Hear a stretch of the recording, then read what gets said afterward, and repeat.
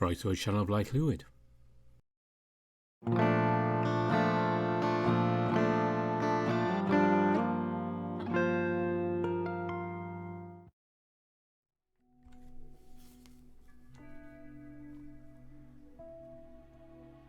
We are back on our journey to Khemia. We are not quite there yet, but as we left things last time, Armour just announced there were 10 minutes to extend the stretch drive. So we're almost there. Today we're going to find out what Khemia looks like.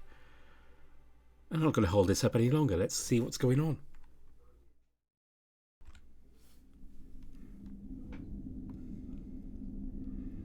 After some quick grooming in the lavatory, I step onto the deck with Nefero and Brunis, looking out the windows.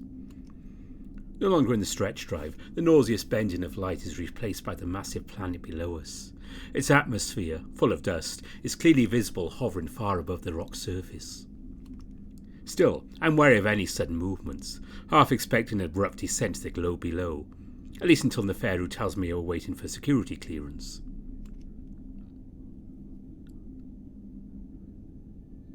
It's then I'm able to have a good look at the planet below me. I stare, not quite believing where I am, despite the tortuous lead-up to this moment. The idea of living on a planet has always been an alluring idea to me. The planet our moon orbits, Anchoris, is uninhabitable. The handful of banished wolves that live there need to wear special spacesuits to protect them from the elements and unbreathable air while they mine outside their bases. Even then, when, or if they come back, their bones are left misshapen, muscles torn, organs damaged, and cardiovascular systems ruined due to the much stronger gravitational pull of Anchoris. I know I don't have to worry about that here, despite Khemia being roughly 12 times the size of Adastra in terms of surface area. One of the many aspects of Khemian culture that drew me in was the persistence of the jackals to explore and, to an extent, to tame their planet. For millennia, before the Khemians even thought of themselves as Khemian, they built civilizations at the edges of the polar regions on their planet, living off the steady source of melted ice. The lack of water and intense heat at the equator had kept the planet's middle mostly barren. The axial tilt of Khemia was really the only reason intelligent life was able to develop at all, with the rest of the planet populated by mostly underground-dwelling insects and small but plentiful robust vegetation. Most Khemian civilizations pre-Galaxius were almost constantly at war over water between the aptly named water kingdoms of that period. Now though, as I look down the beige-coloured desert planet, I see evidence of Khemian civilization all over the surface, even from this distance. Lines and patterns unnatural in the universe cover its entirety, even its parched circumference.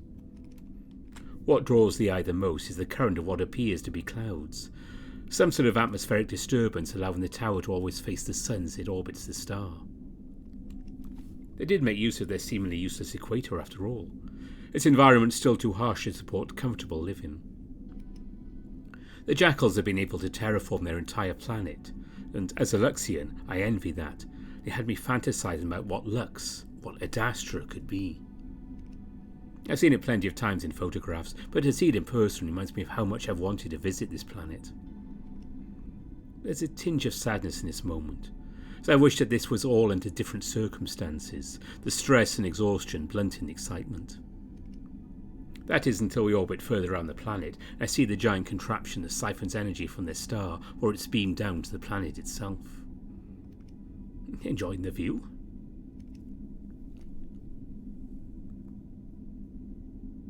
Nefero approaches from behind and puts a paw on my shoulder. I don't flinch or feel the need to draw back like I did in the past. That must be Sakhira's tower?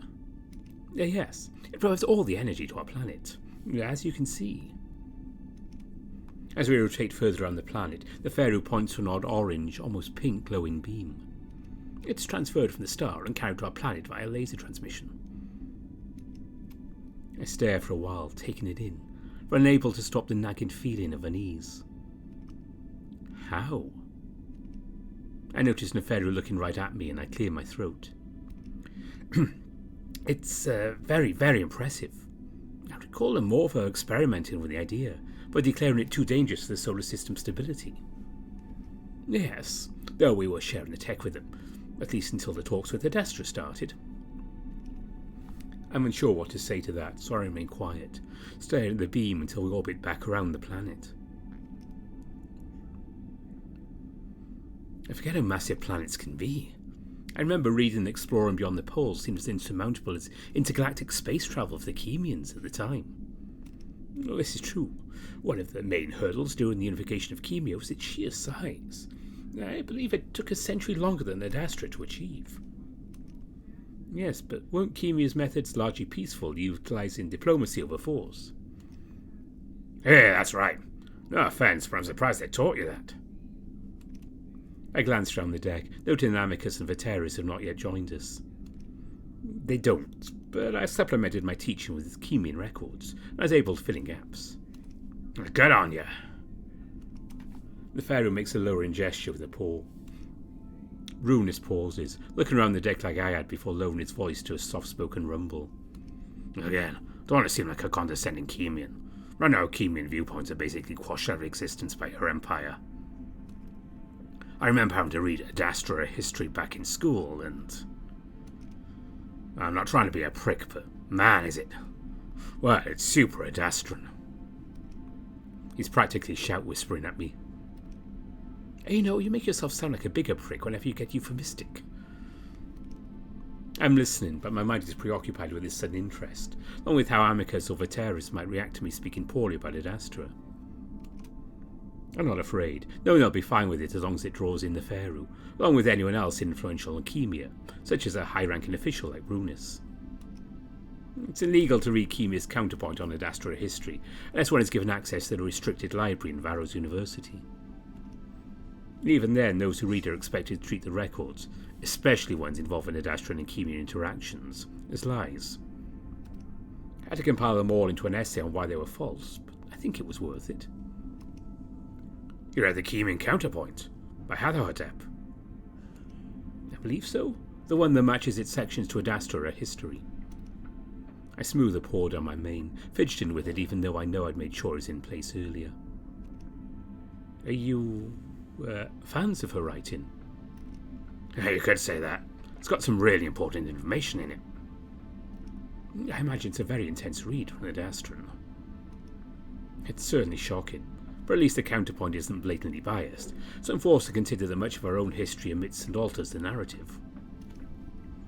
I feel filthy saying such things about my home moon, but I'm not fully lying either. I'm hoping I can receive lessons in the Khemian language in my free time while I'm there. All books and media with any Khemian in them were destroyed by the Empire during the war. So I none of the Khemian students or teachers born after the war can speak it.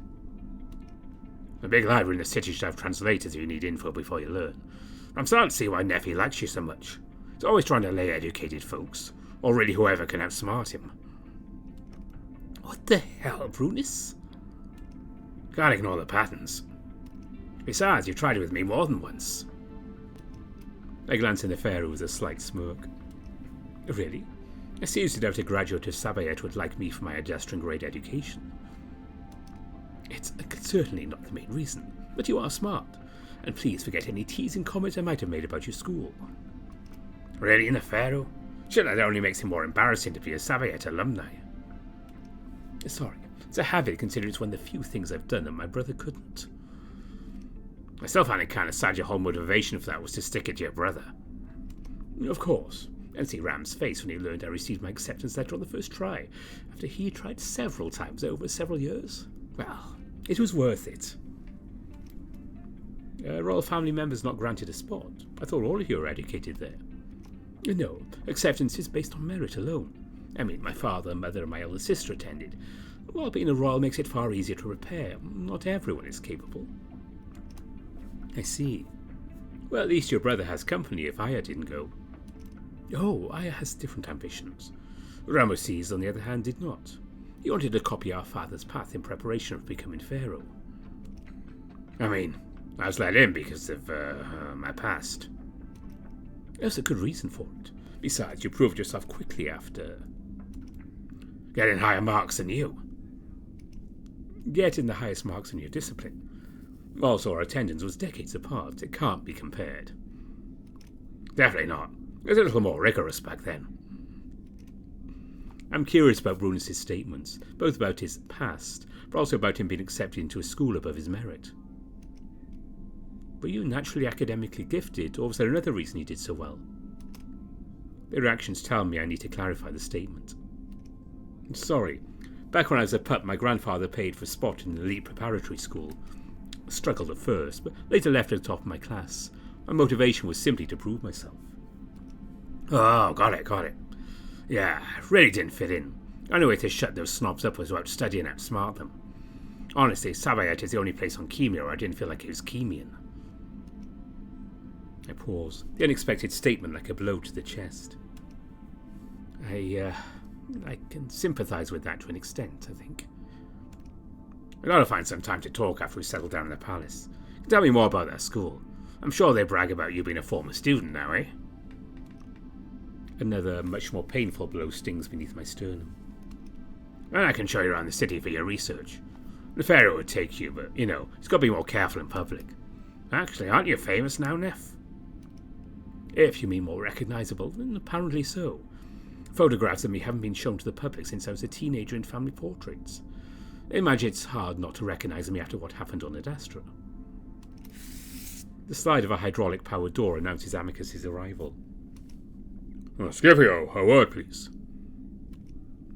I stiffen up and immediately turn around and walk towards Amicus, who beckons me to another area of the ship, where he'd been rooming with Viteris. The very idea makes me want to chuckle, but Amicus doesn't seem to be bothered by Viteris' constant waves of hypomanic chatter. Yes, Your Majesty? When I reach him, I bow with the waist, slightly beyond the required 70 degrees. Amicus waves away etiquette like this once he decides you aren't an adversary or disrespectful person. I've been told to continue doing it while on Khemia for obvious reasons. Privacy in this room, please. I have been disabled by your Emperor for privacy reasons until you leave this room, Scipio. I haven't seen your entire trip. I trust all is going well? Yes, sorry, I was working on my mission. Ah, yes. Well, I just saw it seems to be going fairly well. Yep. Viteris makes a noise like he's going to say something. We both look at him. I just hope he won't say whatever he's going to say next, because Viteris thinking about his own words must mean it's a fairly... He shrugs. They shared a bed. I wince, not because of what he said, but because he practically screeched it. I suppose the noise is the machinery of the ship drowned him out, considering I haven't heard him since we were both on the deck at the start of the journey. Really? That's rather incredible, Scipio. I'm still trying to figure out how Viteris knows that, but as long as they don't know about what led up to it, I don't really care. Yes, nothing seriously intimate. We just wanted to be in each other's company. Even better. Well, I knew that Jackal to be a promiscuous man, but it appears he is also desperate for companionship. I've no idea how to take that sentence, so I stand attentively, wondering why Amicus is judging the Pharaoh for something wolves do all the time. Almost makes me feel sorry for him. This time I grit my teeth, focusing hard on keeping my expression neutral. Letting my emotions get in the way already? Already? Whose side am I even on? I feel sorry for someone who should know exactly what's happening here. Let him have his heart broken. I'm sure it's not the first time. I think of the endless flat tundra surrounding Lux, a landscape of boulders and brown, dead-looking vegetation. A place where nothing is happening. Actually, I'm pretty sure that's the reason he's falling out with the royal family. I see. I shall continue that part of my mission then. How was the trip for you? It was mysterious. I suppress a sigh. So little words what might actually matter. Oh, you found some strange inconsistencies, particularly involving Khemian tech. I'm sure you met Arm. I rub my left temple. Yes, I feel it's rather invasive. Is he not a spy if he's in our brains? I have no idea. I will be speaking to the Vizier about having him permanently removed from our linguas. Absolutely outrageous. Think about the implications of that, though. How in the world did he manipulate the lingua? Exactly.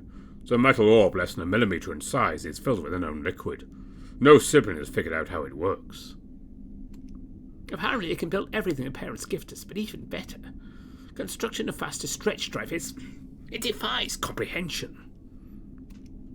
Yes, I've noticed this. It has made me feel uneasy. It's made me feel suspicious. They're so advanced, why would they want an alliance with the siblings who've had the most hurdles to clear?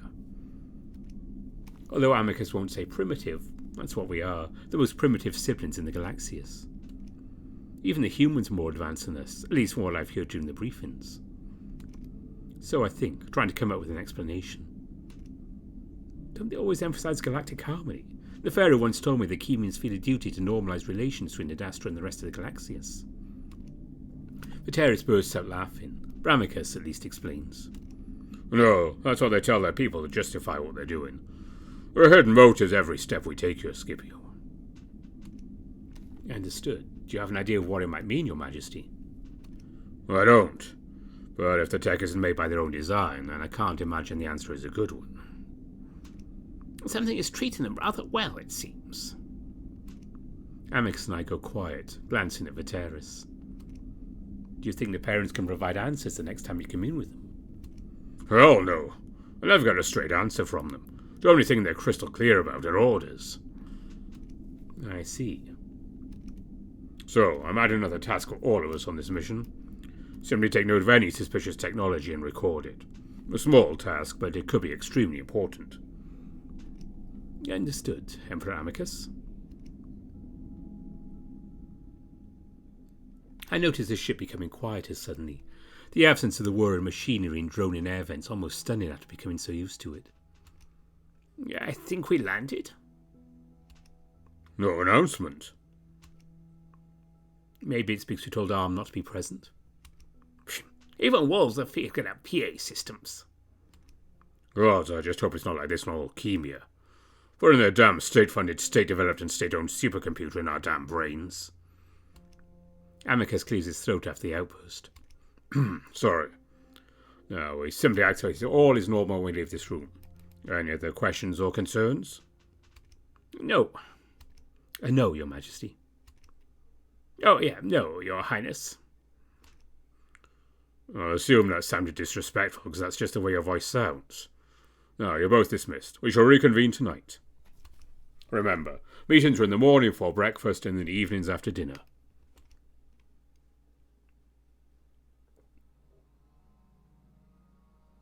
The first thing I noticed while stepping out of the ship is how dry the air is. It actually reminds me of Lux, minus the heat, a stark difference to the humidity in Adastra City. Still, it feels good after being in the ship's overly cool climate control. We're in the palace courtyard, the walls of which block off most of the view. The glimpse of the dunes I get seemingly roll on into the distance forever. The capital city, Khemia, isn't visible now, with the palace blocking the view. It's a fairly modest building, using angular and straight lines, but decorated in vivid paintings. On the wall next to me, I see the hieroglyphs carved in sunken relief along the top and bottom. And in the middle, various scenes of jackals and many of the species engaged in daily life or rituals. I have the urge to run my fingers along it, just to feel it, but I have enough common sense not to. The monuments and statues are notably faded, stone worn down by time. Much like Adastra, Khemia had ceased commissioning more extravagant and decorative projects to honour the royal family, though thousands of years earlier. I know there are even more impressive structures in the city of Arum, the most powerful kingdom in pre-Galaxias Khemia. Skip? I jerk my head in the jackal's direction, notice that my group has moved several metres away towards the entrance to the palace. I hurry to Neferu's side. Sorry, it's just so different from photographs, you know. Oh, I do. I'll show you around the palace later if you like. Of course. I see the smile Neferu is clearly trying to hide, probably amused at my pup-like wonder. I can't help it. The feelings they had thought were missing are now back full force, at least for now, and I just take in the experience. The buildings on Adastra, such as the University and Imperial Palace, are old. They've been rebuilt and modified over the past several centuries, but everything here is truly old. Maintained, but preserved. So much history here. Oh, I see what you mean. Yes, much as the stone here has been in place for millennia. It reminds me of what my instructor in architecture once told me. The long-lasting ancient structures, taking the events and sapience around them, giving them more character than we ourselves have. Yes, the Khemians very much subscribe to that philosophy. It's called Babaken, literally the building soul. Babaken. I filed away, the word incredibly easy to pronounce by Khemian standards. I noticed their envoys stopped moving as I almost ran to Amicus's back. Well, they're not going to welcome us. I saw the Vizier would meet us at the entrance. Shit, I was making our jobs harder. I glance at Brunis, but Neferu speaks up. Ram's making a statement, probably to show his reservations about the Alliance, or he's just on a power trip. Typical, but do your best to ignore any of his disrespect. If the Alliance breaks down, he wanted to be clear it was due to the outburst of a wolf. Oh, I see. Well, then we shall wait. Now move into the shade. I'm already sweating out of every pore. How do you think I feel? I'll assume I jumped into the fountain before they let us in. I should have gotten groomed before we came for Terrace. Well, I don't... Actually, that might have been a good idea. They look too scrawly and malnourished. The facial fur is essential in my position as a scholar and instructor. I'm sweating heavily too, of course. Wonder if this is part of what Ramoses wanted. While Neferu's short fur makes the heat more bearable, Brunis has thicker fur like us. I'm about to ask him how he handles it, when Viteris asks something I hadn't even noticed. Say, what sort of technology is keeping that water fountain structure aloft? I'd been so enamoured with the building around us I'd barely glanced at the fountain. Now that I'm looking at it... I don't know. You'd have to ask an expert in the field. And what field might that be? I'm not sure. I see Neferu's confusion of Viteris' tone and question. I want to tell my teacher to not make his suspicions so obvious, as Amicus had told us not to. What field of tech has been used there? I'm very sorry, but unfortunately that information is classified by the State for Planetary Security. Sorry, I suppose more advanced tech information is sensitive. Which I'm sure you understand. Strange to display classified tech so blatantly, and for decorative purposes. I step in at that point, having hoped Amicus would do so. He's pacing further away, clearly deep in his angry thoughts right now. Viteris, let's ask someone with better knowledge on the topic later, alright? I give Viteris a quick bow before returning to Neferu. Please excuse Viteris. His style of acquiring knowledge can seem a bit intense sometimes, which is very excited to be here on Khemia. Indeed. I don't want to be interrupted when I'm able to question a qualified jackal, Scipio. My face burns, and not all from the heat. Mortified I have to correct my teacher only minutes after landing. Better now in front of the Vizier or Pharaoh, though. Teacher, remember not to use the word jackal. Khemians can be... how many species? 15, and they make up over 60% of the population. Viteris isn't listening at this point, instead deeply inspecting a pillar, reading the hieroglyphs out loud in Khemian. And despite his fluency, his pronunciation is terrible. Terrible to the point that my lingua can't translate it. Brunis and Neferu glance at each other with slightly confused expressions, for Neferu again tries to stifle a smile, and I feel my ears grow hot. I'm beginning to worry that I'll have to supervise Viteris the entire visit, though I try to play it off with a smile, speaking lowly to the two Khemians so Viteris won't hear. I can see why Adastrans need training from an expert. He learned from books only before the war. Yeah, it's no problem, just unexpected. But you're right. Maybe Adastra can set up some programs with native speakers if all goes well. Aya and Ramoses is now arriving to welcome the diplomatic mission from Adastra. A second later, the stone door lowers slowly. It's dark in the entryway, and I wonder why there's no lighting at all. Neferu sighs loudly next to me, muttering something about theatrics. Then I see a glint of light reflecting off of something gold. Then Aya and Ramoses steps out into the courtyard. I was nervous about this moment, despite having seen the Vizier before at 2 meetings over the past 2 years. With the unusual ceremonial garb, it's more intimidating, which I suppose is the point. Shiny, smooth black drones float around him, moving close to us for a moment, as if looking for any signs of danger while moving back to the Vizier. We all stand awkwardly for a moment, look between Amicus and Ramoses, wondering who should make the first move. I assume Amicus knows how to properly greet the Vizier, but after making us wait, it's clear proper etiquette is not being used right now, and Amicus simply watches him carefully. Then there's more movement behind him, and I see another jackal, a young female. She walks up behind the Vizier, and he bends his knees slightly so she can reach his mask and pull it up over his head. Then she moves to his left, where she stands and looks on politely. She locks eyes with me and doesn't look away. Her expression tells me she's found something. I know this must be Aya. Then Ramoses steps forward, head high, leaning back a bit more than he might need to. I wonder if it has to do with his position. Welcome, Emperor Amicus, and welcome Amicus's subjects. It is an honour to have you and your people on our planet once more. May Ahotep be with you this day and with Adastra forever. And may Ahotep be with you. Thank you for the invitation and for accommodating our envoy. It seems we may have arrived too early, so I apologize for that as well. No apology is necessary. You were right on time. Oh, I see. That is a relief then. However, it would not have been a problem if you had been early. The fact that you are here now on peaceful terms is all that matters to the Pharaoh and his people. Of course, and may it stay that way forever.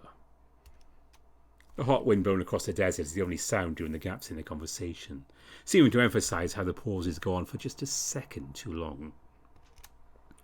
Forever indeed. I must thank you for taking time away from your vital duties as Emperor to talk with Khemia directly.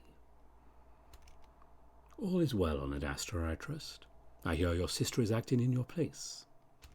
Yes, of course. I was reluctant to do so, but the importance of our discussions required it. I only hope we can reach a solution during my time here. Of course. The Pharaoh is still wrapping up his visit to Amorva, but progress can still be made between the two of us in the meantime. Now let us head inside and we can begin preliminary discussions, along with plans to visit the city for your public address in 3 days. Very well, and thank you again. No need for thanks. It's an honour to have you here. Amicus begins following the Vizier into the palace before Ramoses turns back to us. The Pharaoh, please show the others around and make sure they're comfortable. And he disappears into the palace with Amicus still following him. I blink, slightly stunned by the brief, tense introduction. Not much of an introduction, considering he didn't even look at me or Viteris, or even his brother until he gave him a command. I'd been ready for some kind of unpleasantness, considering how Neferu talks about him, but if I were to judge him based on those few minutes, I don't think his demeanour is even suited for ruling. If he's the next pharaoh, would he not just end the alliance as soon as his father steps down or passes away? A bit of an asshole, isn't he? I whirl on my teacher, eyes wide, paws up, trying to shush him. It's fine, Scipio. Asshole is a compliment of the likes of him. A prick all into the guise of politeness. The nicer he acts, the more he wishes you're dead. Ambassador Brunis. Brunis jumps, looking down the much smaller wolf. Yeah? I must ask some questions about Khemia political etiquette to better log this event to my records. Well, that wasn't exactly normal, but okay.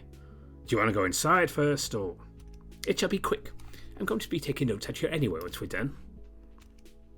I watch Brunis awkwardly try to talk to Viteris. The height differential is so much, eventually sits on his rump to better talk to my neurotic teacher eye to eye. Neferu, it's so good to have you back.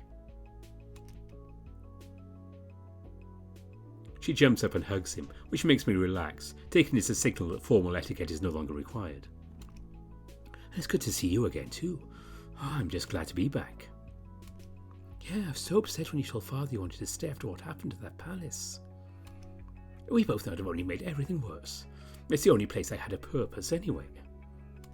I understand. Now, please introduce me to your friend. Ah, yes, Rami didn't even introduce any of us, did he? Aya gasps and laughs. I forgot you call him that sometimes. Do be more careful around him, though. He's a bit testier than he used to be. Oh, fantastic news. Anyway, this is Scipio. He's the student of the scholar over there. His name's Viteris. His directives are to... The Pharaoh stops as he realizes that Aya stepped forward, grabbing my paw.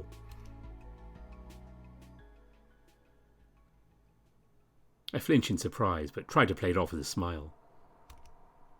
Touching during introduction goes against my Wolven upbringing, but I grip back gently to acknowledge it. At the same time, I wave to her with my free paw without even realising it, as if I'm using every greeting I can to cover my bases. Hello, Aya. It's a pleasure to meet you. The Pharaoh's told me a bit about you. It's a pleasure meeting you, Scipio.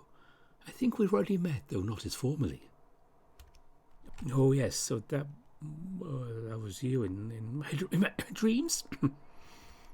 The last words come out in a humiliating mumble, then almost squeak at the very end. Luckily, she only nods, and I'm relieved I haven't exposed myself as insane yet. I notice that she's still holding my paw, as if she's feeling for something. Her attention seems to be on my face, as I'd expect, but still, she seems to be focusing hard. I look at Nefero, who looks back with a raised brow, seemingly as confused as I am. She's frozen for a bit, then her grip twitches and her demeanour changes completely.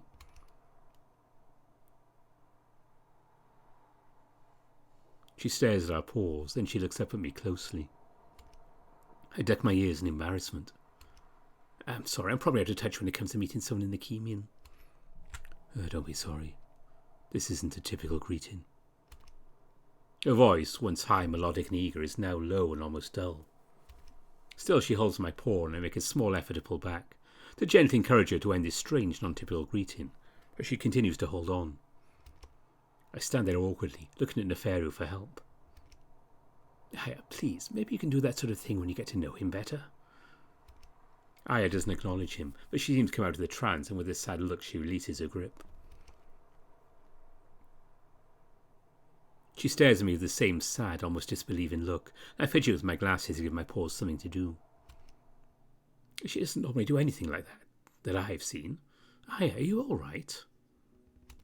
A part of me wonders if this is my fault, especially if it's the first time she'd done it. I'm sorry. I was just really excited to meet you. She says this even though the excitement is gone from her voice. Oh, it's fine. My voice is loud and full of false cheer, as if to make up for the lost enthusiasm. May I ask what that was about, though? Of course, but it will have to wait until we have more privacy. Oh, we have privacy. The Pharaoh gestures at Brunus and Viteris. I realise that my teacher's reedy, relentless voice is still chattering on, while Brunus stares at him, mouth agape and squinting in confusion. From them, maybe. She gives Nefero an almost guilty look. Oh, wait, me? But I'm his friend. You can't just grab people you don't know and drag them into your... Nefero cuts himself off, but Aya catches it. My what, Nefero? My witchcraft? My imagination? Do you also think I'm a schizophrenic our family's just trying to disguise? No, of course not. Nefero looks like he wants to say more, but he simply closes his mouth, looking stunned. I'm stunned as well, and now I'd much rather be with Viteris, making sure he's not saying anything too foolish. A strange irrational thought that could be the reason their relationship falls apart crosses my mind. I believe I've started things off a bit awkwardly. Please forgive my Wolven habits. I bow slightly to her, trying to give the tension between them a release, and it seems to work, at least a little. No, Scipio, I'm the one with the unusual habits. I just have a lot on my mind right now. There's some fairly popular rumours going around about my role in the palace. She says that last bit to Nefero. They believe you're mentally ill? It's the latest one, but it's a natural consequence to the secrecy of my role. Oh, I apologise for disrespecting it. I can at least sympathise with false rumours, though. We also need to talk. Of course, Nefero. You're staying in the palace while our guests are here, right? Yes, as long as Ram leaves me alone and doesn't kick me out. I'm technically part of the envoy after all. Yes, it'll be just like old times. Well, maybe not just like old times, but hopefully we can still enjoy ourselves. We're Skip. I smile slightly at the casual nickname, wondering how every Khemian I've met uses it so quickly and naturally. I'm here to understand and observe the ways of Khemia inside and outside the palace, so I'm glad to be included. This is so exciting. Oh, sorry if I'm sounding insane, but being in the palace only Ramoses around trying to make casual conversation with me. She shudders. It's a bit of a nightmare. Oh, that's bad, huh? It's probably there's no one to talk to either with Father off-planet and Hen at training in Amadon. Well, Ramoses has always had someone to guide him, but that's definitely not going to be me. I decided to become a bit bold and break into the conversation. The time we waited for him when we first arrived, was it some sort of political tactic, or is he just... I searched for the correct, least offensive word. Unaware of his actions? No, if he ever seems rude, it's intentional on his part. Right, Aya? We literally stood at the entrance for 5 minutes. Oh. Well, I'm sorry, but I don't know. But you're a high-ranking ambassador and foreign relations expert. Sure, but I don't know anything about some pharaoh from 5,000 years ago. I turned to Viteris, who is unbelievably clutching Brunus's pant legs to prevent him from moving away. Oh, gods, please excuse me. It was nice meeting you, and I hope we can talk again soon, Aya. Of course. I suppose I'll take the time to catch up with Aya. Good luck dealing with that. I look back. At this point, Brunus is trying to keep his pants up with a paw. I practically run to pull Viteris off him, doing it in a way that doesn't drop Brunus's trousers.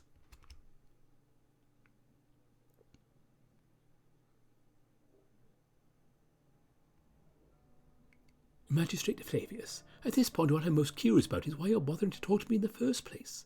I was under the impression you're seeking a compromise. Flavius, one of the triumvirs of Lupus, stares at her, looking somewhat bored. Virginia assumes the only reason for this communication is to disrespect her. I told you our conditions. More funding to maintain culturally and historically significant buildings and locations. More voting power for Lupus's triumvirs, and for Lupus to have veto power on any votes the triumvirates are part of. Virginia stares at the man, noting the bald patches in his head fur, likely due to fur pulling, made all the more noticeable in how he groomed the fur to try and disguise it. He looks relaxed before her. She doubts that's how he feels. A realistic compromise. I apologise for having to repeat myself, but I'll put it in a more concise format that you might remember. The last I checked a year ago, Lupus is our second wealthiest city, just behind Adrote. Still, this particular demand is at least possible. But the others? Why should Lupus have more voting power when your population is, last I checked, only about 1.5 million, half the 3 million average? I can think of 4 cities right now that actually do need more voting power due to their large populations. Finally, why does Lupus deserve veto power, a power reserved only for Dastra? What will the other cities think? There is no explanation or excuse for it. I don't need to justify the reason. The answer is absolutely not. The wolf growls in his throat, but it's so slight. Virginia is willing to let go with something less, wanting to keep a conversation with this man as short and quick as possible. Lupus is the historic capital of Adastra. Virginia struggles not to roll her eyes. Lupus was a temporary capital for less than a decade, over 5 millennia ago, while Tricelli served as temporary capital for even longer, and far more recently. But she's realised there's little point in arguing with this man. Virginia stared into his head for her instead, thinking about how to best deal with this situation. Not just with Lupus, but with the Empire as a whole. And if you're not even going to listen to me, then I don't believe there's much discussion left for us. Are you all right? At this point in time, we seem to have nothing to negotiate. In the meantime, Adastra will be keeping a close eye on your city. Always remember that I will not hesitate to do what needs to be done to keep the Empire stable. If that's what you want. And if you refer to me again without using my proper title, you will be punished accordingly. Flavius opens his mouth, his fur bristling. Virginia feels some satisfaction in seeing it. He likely has never had a woman speak to him such a way. Anything else, Magistrate Flavius? He stares hard through the screen, and Virginia stares back. That is all, Empress Regent. Very well, you are dismissed. Just before the portal call ends and the screen goes black, Virginia hears a bit before the audio cuts off. Virginia can practically hear the magistrate spitting out her most popular names. Or prostitute, bitch, any gender-specific insult will do. Not that she minds, but Virginia knows Amicus didn't do enough to keep this from happening. Not intentionally, of course, and Virginia had refrained from pestering him about it, seeing how troubled he's become over the past several months. She reminded him maybe twice. He certainly thought he'd put together a reliable group of officials to aid her, but they hadn't been ready for this. She wonders if anything could have prepared Adastra for this. It's only been 3 days, or maybe only 2. She massages above her eyes with her thumb and middle finger. No emperor, and certainly no acting empress, can succeed without a strong backing from anyone. Incredible. All my life's work for this. She begins muttering to herself, something she didn't do before being left alone to rule. Of course, she never expected to be in this role. Proteus's goal had been for her to at least become an advisor, which she did, and apparently failed terribly at because Amicus didn't think ahead. There should be 10 advisors speaking to me right now. At this rate, I'll be overthrown in a year, if not months. I wonder how I'll be killed. I'm sure they'll be very creative about it. Apologies for interrupting, but Cassius is arriving in 15 minutes. Oh, what? Why? She asked the question out of complete surprise, not expecting Com to know, and sure enough. I apologise, but I do not have that information. No forewarning of his return was given. He arrived on an Amorphan ship which cannot be communicated with by Adastrian equipment due to current strained relations. Whatever the reason for Cassius's unexpected arrival, Virginia suspects it's not good. Though, as she thinks about her brother, a few ideas form in her mind. Com, set out refreshments in the vestibulum for the prayer for my brother's arrival, please. Of course, Empress Regent.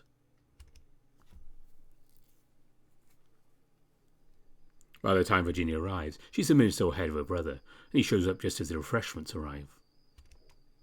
He glances around for his eyes settle on Virginia. Sister, apologies for my unannounced arrival. It's difficult to send message from.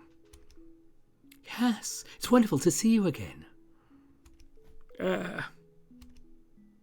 It's hard to say which of them is more surprised by Virginia's actions as she embraces Cassius. Still, Cassius hugs back, though a bit stiffly, never having been one for showing verbal or physical affection towards his siblings. Are you all right? I don't think we've embraced since I woke up after the assassination attempt. Not exactly, but I can explain in a bit. Do you want to sit and talk over refreshments? If you're tired, I can wait until morning, assuming you're planning on staying. Actually, yes. I do miss those conversations we used to have. As for staying, that's also a yes. And thank you for accommodating me after, well, everything, I suppose. You're a member of our family, and you're always welcome here. Virginia glances around, half expecting to see Alexios somewhere slinking about in the shadows. Is Alex...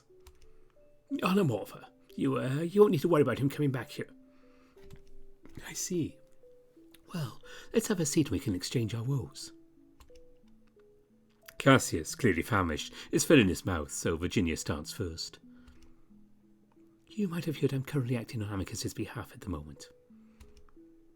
Cassius swallows hard. Yes, I did. Congratulations, maybe. I don't envy you, that's all I'll say. Also, I do not trust Amicus's judgment to gauge if his Astra is ready for an Empress. Oh, certainly not. It kills these men to even acknowledge what I am. I see. Well, Lux might be opposed, and Lupus definitely is, even if they haven't said so yet. All right. I haven't had many issues with Lux yet. I just finished a call with Lupasian Triumvir, who called me a bitch before our call fully ended. What? Which one was it? You're punishing him, right? That could even be considered a capital offence. Seeing Cassius's hackles rise, she knows that pride will anger well, and it's coming to the surface, but for now it's somehow comforting. Sorry, I don't mean to upset you. Besides, it's simply one of my more popular nicknames, though not as popular as Whore. It's something I've grown used to. Virginia sees Cassius wince at that word too. Doesn't surprise her that he would have no idea, having had his full attention on becoming Emperor himself before leaving for Amorva. That's a bit of an odd one, though, isn't it? Where do they think you have time to do that?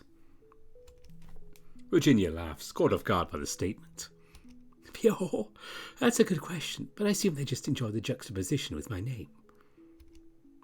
Amicus should have been actively punishing such behaviour, but you're the acting Empress right now. They must show you respect or suffer the consequences. I'm beginning to run out of other options, so it might have to happen soon. I'm surprised you haven't already. I still want to know which triumvirate that was. Seem not aware that traditional punishment for insulting a woman of the royal family is castration. Emperor Pontus famously castrated a triumvirate himself with a dull dagger. And to be fair, the official made statements about Pontus's daughter's genitalia in regards how many men she slept with. It always comes down to what's between our legs, doesn't it? Well, being an emperor rather than an empress is very different. It's fairly universal that men who rule with harsh, merciless tactics are seen as strong and respected. Women, on the other hand, are seen as cruel and sadistic, which are qualities unbecoming of their natural role in the world, which is nurturing and worshipping men, of course. And somehow history always remembers them as seductress whore or something. Those few female rulers on Adastra existed pre-Drusus, overseeing smaller kingdoms, but I assume it's the same now as it was then. Yes, I remember noting that back in my schooling days. Few emperors are treated fairly in the history books, but yes, I don't believe a single woman was considered a good empress, despite some of their kingdoms flourishing at the time. Cassius talks of the subject as if it's the first time he's given it thought.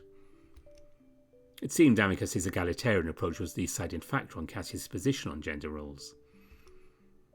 Either way, it'd be my duty your closest male relative to dole out the punishment, so you wouldn't have to worry about that. Virginia doesn't even try to imagine such a thing.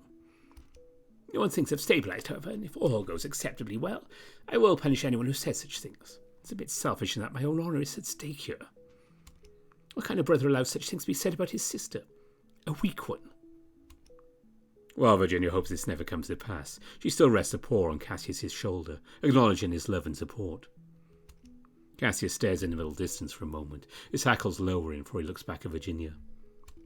Are you doing okay in your position? She notices Cassius isn't looking at her anymore, instead staring at the goblet next to him. Even though it's Verdi, not wine, Virginia has a good idea of what he's thinking about. He's never said so. They all recognise that he had suffered mentally, not just physically during the short period of his emperorship. Seeing this, Virginia almost aborts her earlier plan. Remembering the possible consequences for herself, for family and Adastra as a whole, she proceeds, but more cautiously. I'm managing. The main insurmountable issue is that no one is on my side. They're either neutral or they oppose me.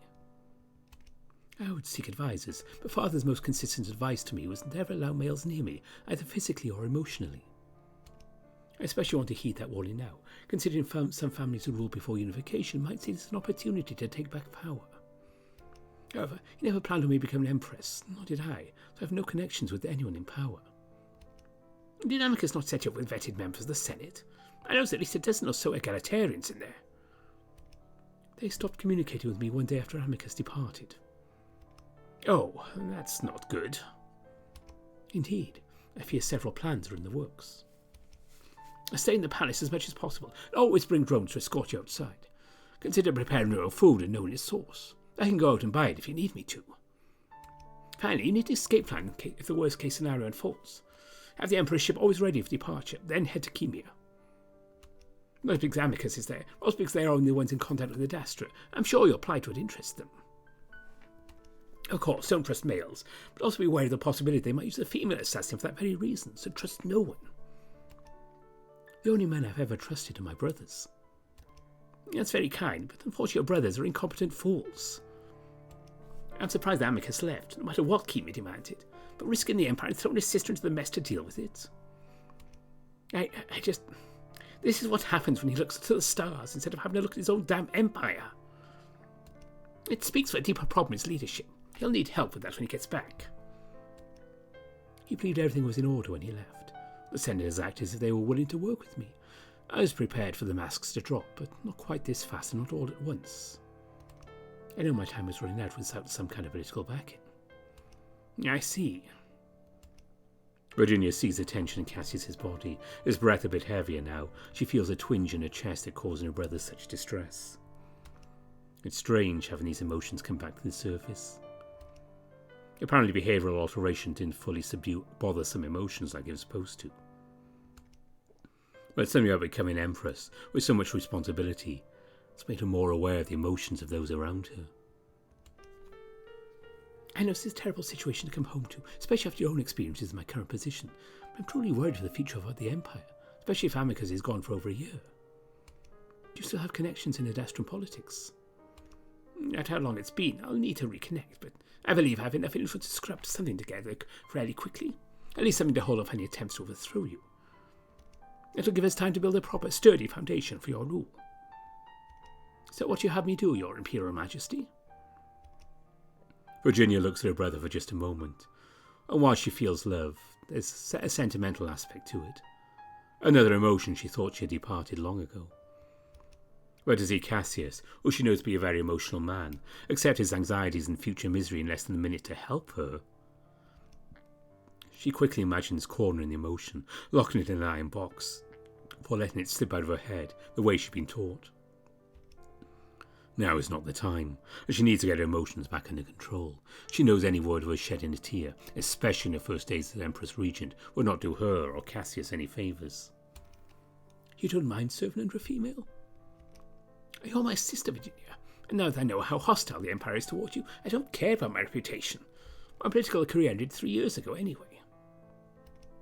My goal is to save the Empire and help you carry on the legacy of our family, so your 1 year of rules remembered is a great year. Virginia has to smile at that, wondering if he still thought about the way she had initiated his removal from the throne 3 years ago. But Cassius is very different now, just like herself. Well, hopefully your talent for understanding the needs of the people, along with your political experience and connections, you can be my chief advisor, the Magistros, if you're willing to accept. Cassius gulps audibly. Yeah, all right then, I'll get started tomorrow. It'll give me a purpose at the very least. Thank you, Cassius. I at least have hope now. Good. You worried me when I first arrived. I've never seen you in this sort of state before. Virginia grimaces inwardly. She definitely needs to get those emotions back under control. I think it's the isolation. Talking to common antagonistic officials all day does odd things to the mind. So tell me about Amorva if you're not too tired. Cassius takes a deep breath, eyes looking up toward the ceiling as if seeing something beyond. That reminds me, I have to come up with some sort of explanation of what I did before I speak to any officials. As my time there, it was an experience. There's a few seconds of silence. A good experience? An eye-opening one. Virginia lets another few seconds go by before asking the question she should have asked earlier. Did it involve Alex? Here's one of the main reasons. In the end, our loyalties lie with our own people. I came to realize how my responsibility and emotions ruined many lives on Adastra, but for some reason it took a few years. I'd always believed that Amorva forced him into a situation he did not want to be any part of, but now he tells me it was necessary. We were all naive to Alex's intentions. Amorva hasn't attacked Adastra in millennia. It's hard to believe they were running a sabotage mission with a cat who didn't have the physical or mental training to be a spy. But it was something he could only achieve by becoming close to me, which simply makes me ill to think about now. That's not surprising that Virginia noticed he stopped eating, a paw subtly resting on his stomach. She wants to ask Cassius how he's doing, just like he'd asked her, but she knows he'd be offended. You simply don't ask males about feelings like this. But while Virginia's never been in a romantic relationship, she does know the feeling of deep betrayal, the confusion, devastation, and hurt that goes along with questioning yourself and every single person around you. It's how she always felt during her childhood and adolescence. I told him how much it all bothered me, but he rarely thinks about it, and seems surprised I still bring it up. It made me wonder if I'd misinterpreted his fear and misery at that time, that maybe it was all for himself. And like most Amorvans, he believes the Glaciers can only succeed if Adastra is no longer a sibling race, no matter the means. I fear that sentiment is growing stronger there. Yes, most likely due to the possible alliance with Khemia, which, if successful, will be very difficult to undo. This is actually the main reason I came back. They don't even know I'm here. Well, they probably do now. I actually stole Alexios' ship, capable of using the stretch drive. It was given to him as a gift for the destruction he caused. They won't allow me to leave because of what I learned by being close to him. Virginia sits up straighter, realizing she has another issue to worry about along with the rebellion empire, just as serious, if not more so. They held you captive? Are they planning something? House arrest, basically, but yes, and while they're already interested after learning of Amicus's absence, I'm sure they'll be far more emboldened once they learn of the Empire's true state. What better time to strike? Virginia takes a deep breath, looking down the floor for a moment. Now, I'm the one sorry for bringing such bad news home with me. I did say we should exchange our woes, and how woeful it is. Unfortunately, Mail will definitely have to communicate with Planetary Defense. If you're willing, I have a simple plan for restoring your reputation. Cassius's ears, muzzle, and tail twitch at the same time. Again, he forces a smile. How much your command?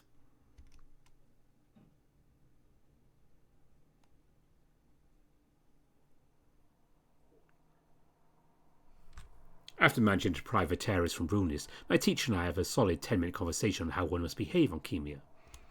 It's a delicate balance. I worry that I'll be fretting over what Viteris is doing my entire time here. After reminding me he's been waiting for this moment for over 10 times my own lifespan, he agrees to tone down his excitement at least a bit. I glance at the entrance where Brunis and the Pharaoh and Aya had disappeared into, saying to be at the entrance when we decided to enter. Shall we join the rest of our party then? Yes. I do want to warn you though, Scipio. I turned to him. Of what, teacher?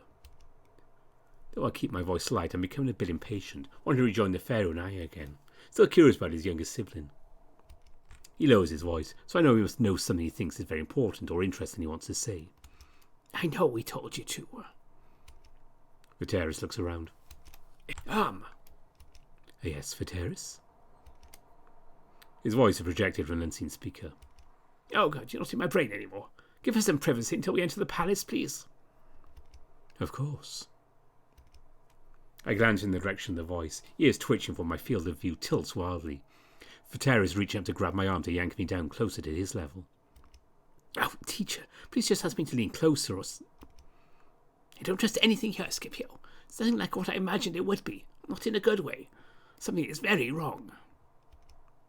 It's very strange to have my teacher whispering hoarsely into my ear like this. His urgency has me listening. I know we told you to get close to the Pharaoh. Make sure you do not sacrifice your own emotions to the jackal or any other Khemian. Again, something is wrong. We'll talk more tonight. I straighten back up and nod.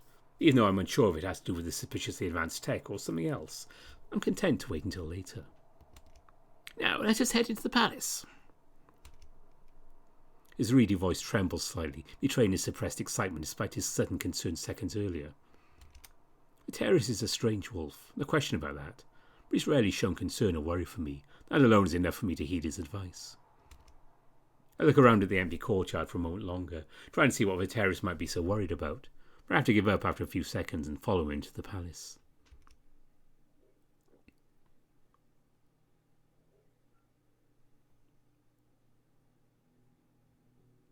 I'm first hit with the smell of something herbal with a hint of spice to it, an unfamiliar incense I can't place.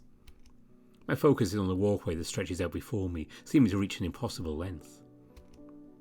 The distance seems excessive. Viteris waves his paw almost dismissively at the architecture. Scipio, they use illusions to make their spaces seem larger than they are. Oh, yes.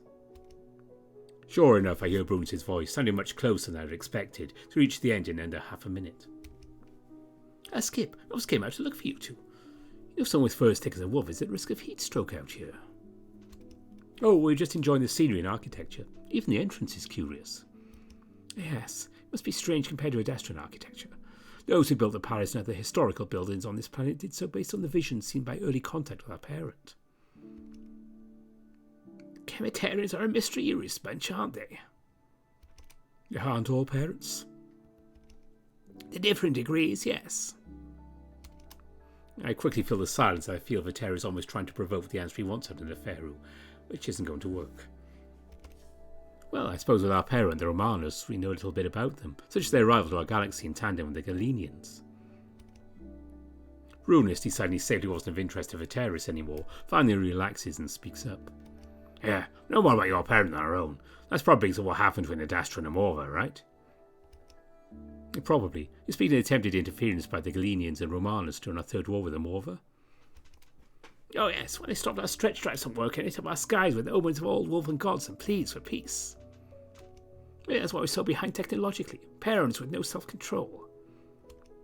I just let Viteris talk at this point. Well, I know little about gathering information. Maybe Viteris should have been learning himself. I believe they were well-intentioned, but desperate. The deep bond between Morva's and Adastrian's parents created intense emotional distress, the point they broke their promise to sapient agency. That war was especially horrific. If there was a time to step in and stop senseless killing, that would have been it. Most, including myself, believe the Chemitarians are the de facto leaders of the parents, and likely brought their Romanos and Galenians to heel shortly after. I mean, didn't Khemia broke a peace with the Morva and Astra, right after that? Likely with the guidance of your parent, correct. You have a method of communication with them, I assume. Only pharaohs and the appropriate officials know the answers to those questions. I step in again. The Kemeterans, don't they have a closer relationship with the Taharkan's parent, the Kushari? They didn't come from the same galaxy, did they? No, but they originated from the same uplifter. By chance met in this galaxy hundreds of millennia later. Seemingly not as complex or as close a relationship as the Morvas and Adastra's parents, but yes, some sort of bond developed early before this galaxia's history. Which is why the Alliance came to your aid with the second war between Adastra and Khemia. They are the second most advanced sibling. That's rather curious, too. Well, yeah, that's because we, the siblings, are also close allies. Viteris' clumsy and scattered attempts to seemingly make the Khemians slip up is bewildering. I'm having trouble following along myself. This talk of history, along with sibling-parent relations that are complex and hard to understand, reminds me I don't need to understand. I'm part of the plan, yes, but a small part that is currently spanning the cosmic microseconds of my life. Promised sapient agency. I take advantage of the lulling conversation to change the subject. And Pharaoh, do you know where or when I should meet Aya? She said you want to have a private conversation with me. I have no idea, and she never thinks to tell anyone. Her duties require to be elsewhere several times throughout the day. I shall show up again soon, though. I nod and the conversation shifts to lighter things, such as when we can visit the city, and the news is surprising. Actually, I was briefed by Arm when we got here, and I guess a few extremist groups have become more extreme. Security will have to be tight, so probably no casual visits to the city. My heart sinks in pure disappointment, and never show on my face. Sorry, Skip. Wish they told me you're on Adastra. Feels like the whole planet changed, well... Yeah, which group's Brunis? Well, there's about 200,000 Morvans on the planet, so that's going to be a problem. Wait, that many? You know they want Adastrans to be abandoned, if not completely eliminated, right? A lot of the Morvan families have lived here for generations. Refugees from that second war, in fact. Still, before I left, a solid majority wanted a peaceful alliance with Adastra. I guess there have been a bunch of protests over the past few months. I've looked into how the hell that happened. I've forgotten about my desire to see the city now. Now it seems like our mission might not even be possible. It sounds like Khemia would have to risk its own security for the Alliance. And what civilization would do that? What of Khemian groups or organizations? Maybe we should talk about this. What extremist groups are posing a threat to our Adastran visitors? There are a few, Neferu, but as Brunis mentioned, the main concern is the Amorphans currently reside on Khemia. The children of Sahira are also a threat after an incident early yesterday that is currently under investigation and classified. We'll talk about it later, alright, Neff? No need. What's wrong? Do you know about that group? I'll tell you in a better location. It's something I find hard to talk about. I look around and realize Viteris isn't around us anymore, hence why Neferu said that out loud. I feel a slight pang of nervousness not knowing where he is, but I remind myself he's the senior scholar here. Maybe the Khemians appreciate his forwardness, especially after seeing Ramoses' behaviour. We could go somewhere now if you want. I know right now. I can hear Amicus and Ramoses coming back. Sure enough, I hear them too as I perk my ears. I quickly stand at attention as Amicus appears first. I can tell by his expression he doesn't mean to stay, simply nodding at me in Viteris. I'm going to check to see if messages have arrived from Adastra yet. We'll meet tonight at... 22 hours are in a day, Amicus. Food will be offered at the 17th hour. Thank you, Arm. We'll meet after dinner at the 18th hour.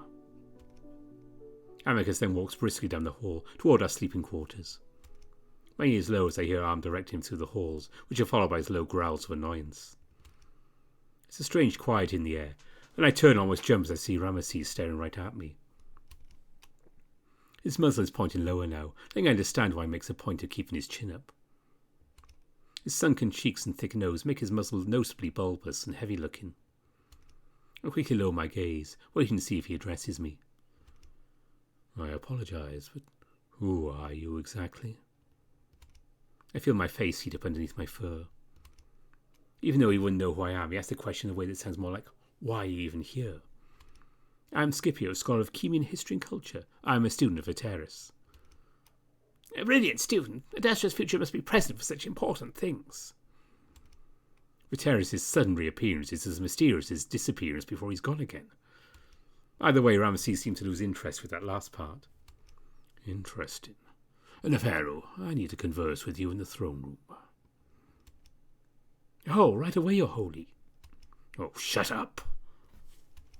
I jump and quickly look away, wishing I'd follow the terrorist to wherever the hell he went. Even Runis looked surprised. I know you had a great deal of fun tormenting me when we were younger. But I am the Vizier, and you will treat me with respect or you will leave. Your choice. The Pharaoh looks at his brother with an expression I can't quite describe, but it's deep and angry. It's something I've never seen from the Pharaoh before. Very well. And with that, Brunis and I are left to stare after the pair. Yes, things have changed.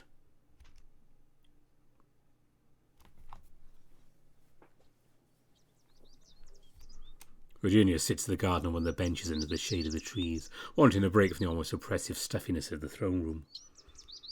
She knows she's supposed to be going through building and budget proposals from several minor cities, but she only finds herself staring at the page. She can't stop thinking about the series of events that led to this. While she's confident Cassius' support will be enough to at least allow Adastra to function, she finds herself more concerned with what the other siblings are doing. It all seems so odd. Everything is lining up too perfectly, not in their favour. Could this be the end of Adastra? Good afternoon, sister. I have some good news. And maybe some bad news. But Lupus has agreed to cooperate if I become co-ruler with you. A visceral shudder starts on the wolf's shoulders. He squeezes his arms tighter together to hide it. Oh, Cass. I'm sorry you must go through this again, but you're doing work that I simply cannot do. And more likely they don't allow you to do your work. Are you all right? You look unwell. The stresses of ruling a rebellion moon aside. Virginia looks up at Cassius, at how he stands stiffly, arms crossed tightly, and think back to all the times she'd seen him just like that, growing up. This is difficult for him to do. Not just for politics and governance, but asking if she's all right. While her personality had been intentionally altered to feel less emotion, Cassius experienced a childhood that made him hide from emotions. After their mother passed away, their father was always cold, even annoyed at the mere presence of Cassius. He's grown to a deeply emotional man who pretends emotions don't affect him. How could he not turn out that way? I know exactly, Cassius. I'm distracted by the behaviours of Morva and Hindi. Can you tell me more about what happened at Morva? Anything you overheard? Well, once news came that Amicus was leaving Khemia, there was notable excitement in the air. Alex, still being tied to politics, allowed me some insight. I distinctly remember hearing one of them say, as long as the others fill their role, we can be done with all this. I don't know who they're referring to specifically, but it sounded coordinated, hence why I escaped. Virginia reads a line on one of the documents and realises she's read it at least 10 times now. What do you make of it? Virginia leans back, rubbing her brow vigorously, now realising why that cretin triumvirate was pulling out his fur. First, I apologise for not being fully present when I should be driving the push to stabilise Adastra. I can't help but think about external threats. I've no doubt that co-ruling with you would bring instant order, but... Virginia sits forward, looking Cassius in the eye. When was the last time the Pharaoh made a public appearance? Or when has anyone seen him? I'm not fully sure on that, but I last heard about him was maybe 2 years ago. Did you hear he's visiting Amorva? He's supposed to be there at the same time you were. No, I didn't even hear mention of him. I should have considered where I was. He hasn't made any public appearance on Khemia for a year due to travelling the galaxy, for one reason or another. It's all based on the Vizier's statements. You think this has all been a setup? Possibly, but if it is, I don't think that was the initial goal. Now with the Vizier in power and the Pharaoh missing, who's not to say this is a plot to destroy Adastra? This was coordinated by the parents, though, wasn't it? They couldn't possibly let it spiral to that extent, no matter how incompetent I think they are. Perhaps they've given up. Either way, they say they'll not interfere, but tend to do so anyway. All I know is they can't be relied on to make this work. Cassius is quiet, thinking. Well, it's hard to imagine Khemia being involved in treachery such as this.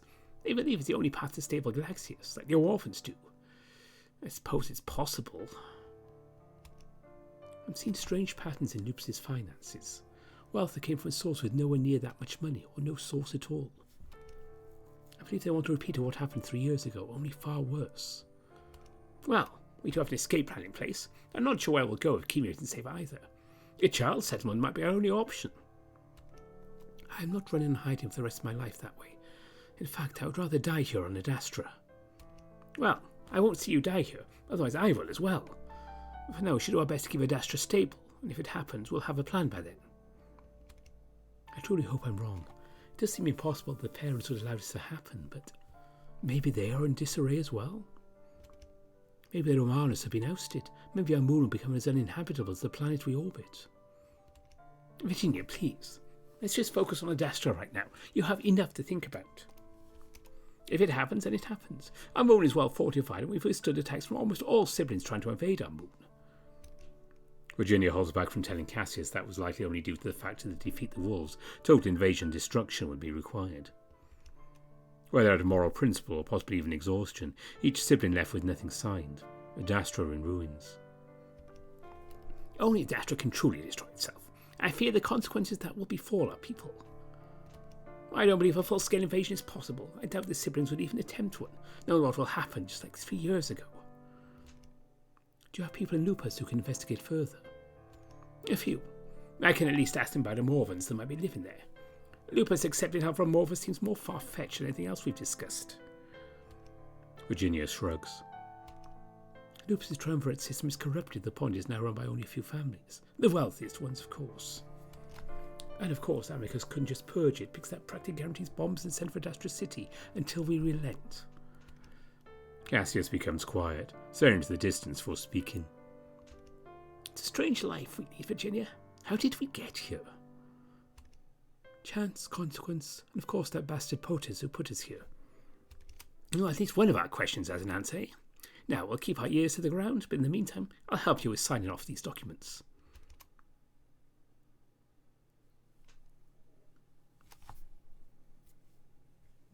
Dinner is interesting.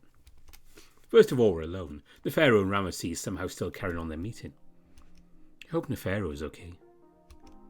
Those thoughts are quickly stolen by the food itself as I take my first bite. Viteris takes his at the same time, then starts howling about the spiciness of it. Sure enough, my eyes water, my nose runs. It only seems to get worse. The food, a poultry dish of some sort, is so spicy it numbs my tongue, while still managing to stay painful. Why in the world are able to suffer agony while I eat? I can't help but agree with Viteris. While I enjoy some spice in my food, I don't enjoy being in pain, writhing in my seat as if trying to escape it. Despite Amicus's calm, straight face, his eyes and nose tell me he's experiencing the same thing. I suppose it's the appeal to the rush of endorphins that... I fall into a coughing fit. It's appealing as the rush I get when I stub a claw. Well, at least the Khemians aren't here to enjoy our pain. Apologies. Directions were followed according to Vizier Ramoses' specifications. Sakhaet and Shemau can be prepared with a mild amount of spice. Apply that to all dishes that are spicy. Yes, same please. Me as well. Noted. All future dishes for all wolves would be mildly spicy. After we eat the food surrounding the molten meat, which is admittedly delicious, Amicus and I wait for Viteris to finish while he still picks her on the sides, despite them being meant for, I assume, cooling the mouth. Finally, Amicus stands, and so do Viteris and I. Please tell Ramoses the dinner was wonderful, and please avoid telling about our struggle with the spice. We don't want to be rude. Viteris elbows me in the thigh, which is the height his elbow is at. More like we don't want to give him the satisfaction, eh? He's probably looking forward to seeing us choke that down if Nefero and pissed him off for whatever reason. I just nod, then follow Amicus out into the halls of the palace. Apparently there's a room for discreet meetings with background noise to ward off eavesdropping. Amicus looks at the door, then startles slightly as it opens soundlessly, and I can already hear sounds coming from within. Pools and fountains, decorative and lavish, causing a cacophony of pleasant water sounds.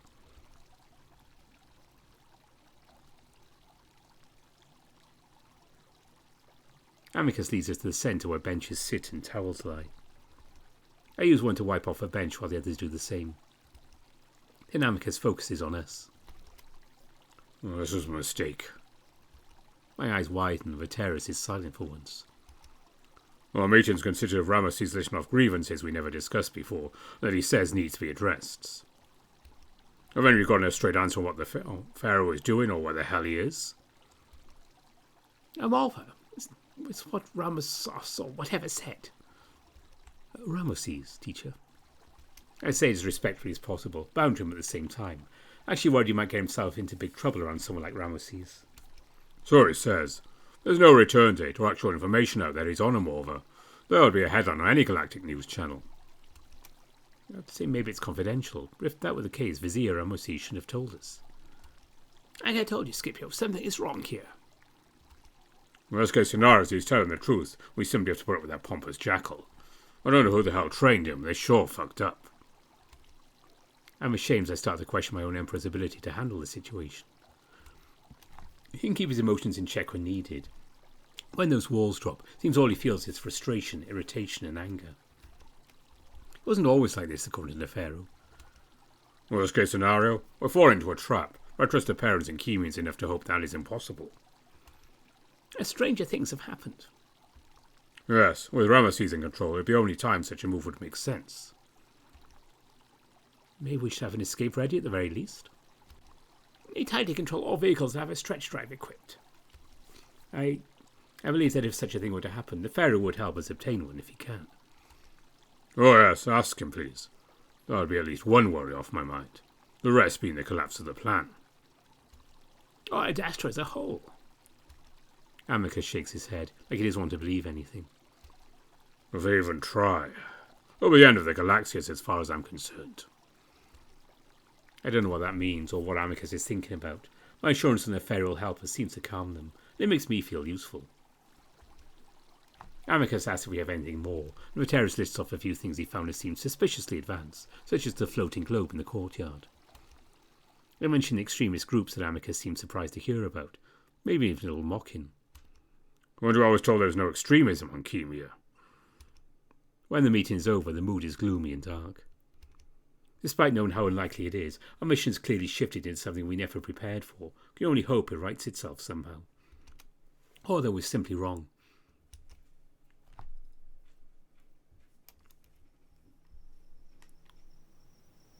I sit alone in the courtyard, holding a uniquely shaped stone, one covered with eroded holes and spiky protrusions around it, but my mind is mostly blank. At the initial landing introductions, followed by seeing Ramoses, then the meeting, my hopes of the mission have fallen significantly. I especially remember Ramoses' eyes burning into mine, asking me who I was.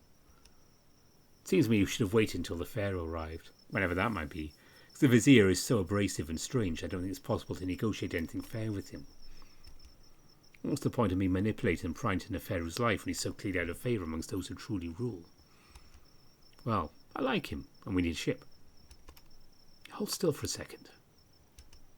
The Pharaoh's smooth, gentle voice makes my chest feel as if I've slipped on ice. That feeling happens again as I glance back, and surprised to see that the Pharaoh has no loincloth on. Rather, he's holding to his right paw. Close your eyes so I don't get sand in them. I do as I'm told. I hear and feel him sweep it to the ground next to me. I open my eyes and see a small creature like a large beetle skittering away, and then I see the tail. A scorpion!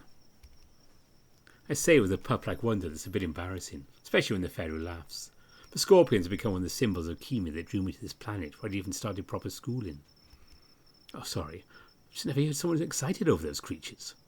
Nothing wrong with them being interested in them, but do keep an eye out when you're outside in the sands, especially at night. I completely forgot. Thank you. The Pharaoh puts his loincloth back on. I can't but watch the ritualistic movements he wraps it between his legs, over his thighs, then fastens the ornate clasp at the front. So, why are you sitting out here alone and looking so gloomy? I lean back on my paws, gripping through the sand that's still warm from the blazing heat of the day. It's nice to be outside when it isn't too hot, especially for a wolf. Also, everyone is doing something else right now, so I'm just soaking in the Khemian air.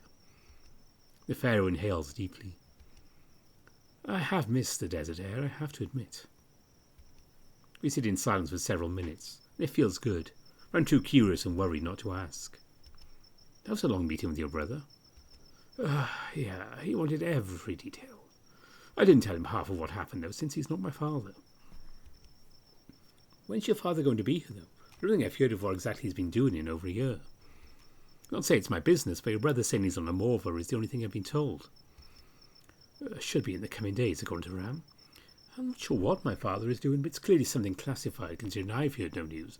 I've seen him mentioned when visiting the other worlds. I shift, trying to keep my tail from twitching, instead staring at the sky. Yeah, almost like you're waiting for your own father to land.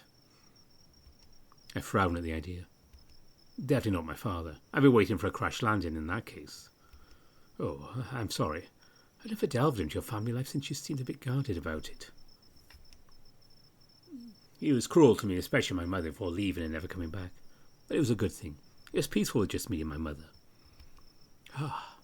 Maybe my family's right about me being too self-centered. I don't even realise others around me have similar struggles. It's okay. I was very young, so I had no real attachment to him. Pharaoh, if things become dangerous here, or if we became trapped, or even attacked here. What? Did something happen? No, I'm worried 'cause your brother is a bit... shitty. He doesn't demonstrate control over his emotions. He seems to think being rude is part of ruling. I'm worried if your father doesn't show up, this mission will be a failure. This hostility honestly has me worried. I'm hoping there's a way out of here in case something happens. The Pharaoh seems to figure out everything we Dastrians are worried about. The last time I saw my father must have been 3 years ago, and the times I did see him were very brief, usually to give me some sort of task. This is nothing unusual for him to do. But yes, he has a far better temperament than my brother. Still, Ram is solidly behind the alliance. That at least I knew to be true. You do? Oh, yes. He's worked his entire life to this point. Why would he throw it away and risk delaying the entire Galaxias, which is what would happen? But just in case, would you help us even if your brother would not want it? Of course, Scipio. Oh, I'd have to come with you, since a scenario like that would definitely end in my banishment. But I think we'd have bigger issues to worry about in that case. That relieves me, and I reach out, hugging him around the shoulders, Khemian style. Thank you, Neferu. That makes me feel a lot better. He hugs back twice as hard. But really, try not to worry. Ramo's a unique personality, simultaneously ambitious, but stupid. I snort unintentionally. And gosh, Neferu, that's cold. Oh, that's simply how the truth feels, Skip. Anyway, I'd be more worried about possible Morven saboteurs than anything else. That reminds me of something. So what are these groups that might cause us harm? I thought Khemia was mostly free of radicalism. The Pharaoh's mood dampens visibly. There are extremists everywhere, of course, but they've never been this bold. Much like some of your cities, like Lupus, fringe groups flourish on parts of this planet that must be gently handled, and perhaps it was too gentle. Lux has the same issue. Then I have the same issue in the opposite direction, willing to watch the educated men of Lux stuffed into their disgusting taverns and set ablaze, just like they did to the schools. To be fair, Lux was practically set up for such conditions. But times are changing in the Galaxias, and I need to tell you about one of those groups, but honestly I need a bit more time to explain myself. You're part of one. In my youth, but it's caused me tremendous grief, and I regret it deeply. The heaviness in the Pharaoh's voice makes me wonder how far he went, if he hurt people. A clicking sound mixed with scraping is heard as I grip the rock too tightly and chip the claw on my middle finger. I hardly notice. I'm honestly shocked to think someone like Neferu would join a group like that. But I know my reaction's important. And like you said, times are changing. That's because people do too. No problem. Maybe you can tell me after you've had a little time to think on it. Yeah. So why is he so, abrasive? Neferu easily adjusts to the change of subject. Because that's who he is, especially with father not around. He's feeling more bold and more stressed out from the position he's in. I ponder that. I suppose that makes sense. I'm surprised he snubbed us upon our landing, though. Isn't that reserved for those you don't like, to tell them their time is not important to you? I think he just enjoys having any sort of power, especially considering how weak he was as a pup. Oh? Why did your father choose him as the successor, then? Power-hungry, irritable, and even cruel, or holding on to past grudges. This has all the makings of a mad emperor, or pharaoh in this case. Actually, I'm pretty sure he's preparing my oldest sister for it. That gets my attention. Really? He should, because I think anyone in your family is better suited to becoming pharaoh than he is. They'd have to chain me to the throne. But now that Ram is messing things up so badly, Hennet can finally... The pharaoh. I turn and see Aya, and my mood lifts, seeing someone who had been kind to me aside from the pharaoh and Brunis. You You can't just share sensitive family secrets that I tell you. You're going to get me in trouble. Relax, Aya. We can trust Skip. Luckily. She turns to me. Anyway, did you want to learn a bit more about what's going on, Scipio? Oh, yes, of course. I get up, brushing the sand off my robes. I assume I'm not allowed to come? Of course not. Well, I suppose I'll just have to wait alone. If she's up for talking, it's not too late. You can come by my sleeping quarters if you like. I knew it. Neferu, why didn't you just tell me he's your boyfriend? I could tell right away. I shift uncomfortably as Neferu glances at me. Oh, sorry, I'm such a Khemian. Whatever you guys are, it's good for you, Neferu. Thanks, Aya. He turns to me. I still do want to answer your question when you have time. Of course, Neferu. Now he turns to Aya. And don't take this the wrong way, Aya, but don't do anything that might be strange or weird, all right? Nothing strange or weird. Scipio already knows most of this stuff. All right, I'll talk to you later, Skip.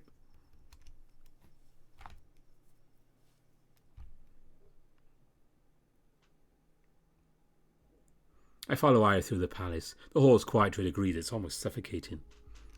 I try to fill the silence by commenting on it. It's very quiet in this palace. In general, I mean. You have my father to thank for that. He had a very difficult time paying attention when there were distracting sounds. He had most of the palace's surface covered in a layer of nanomaterial, absorbs and cancels the sound. I see. I wonder if we even have the resources to reach such nanotech. We finally come to a stop in an inconspicuous door. There are hieroglyphs, ancient ones, surrounding the door that hint at something more beyond. Aya stops suddenly, as if remembering something, and turns to me. She takes a moment to look me over. Okay, do you have any idea what this might be about, Scipio? Not confidently. I think it must have to do with your ability to speak with me in my head over long distances. It does, yes, but much, much more than that. Scipio, you have specific abilities that have gone undetected until now.